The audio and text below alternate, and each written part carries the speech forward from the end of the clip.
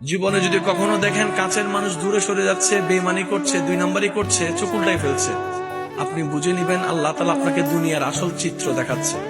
আপনি যেন বুঝতে পারেন আপনার আপন বলতে আল্লাহ ছাড়া, আপনার আপন বলতে আপনার নবী ছাড়া আসলে আর কেউ নাই। অনেক সময় দেখবেন আপনার জীবন চলার পথে অনেক পরিচিত ভালোবাসার প্রিয় মানুষগুলাও কিন্তু একসময় আপনাকে চিনবে না, চোখ উল্টাই ফেলে। বিশেষ করে আপনার যখন দুঃখের কষ্টের সময় যাবে, মনে রাখবেন ভালোবাসার সাথে শ্রদ্ধার সাথে বলে যায়, জীবনের কোন পরিস্থিতিতে যদি এই দৃশ্যটা আপনার সামনে আসে, আপনরাই দূরে সরে যাচ্ছে, মনে রাখবেন আপনার আল্লাহ আপনার উপর দয়া করা শুরু করেছেন। সুবহানাল্লাহ।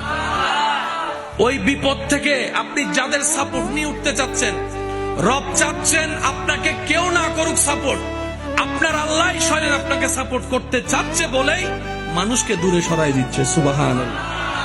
জীবনে যদি কখনো দেখেন কাছের মানুষ দূরে সরে যাচ্ছে, বেঈমানি করছে, দুই নম্বরই করছে, চোখ উল্টাই ফেলছে, আপনি বুঝে নিবেন আল্লাহ তাআলা আপনাকে দুনিয়ার আসল চিত্র দেখাচ্ছে।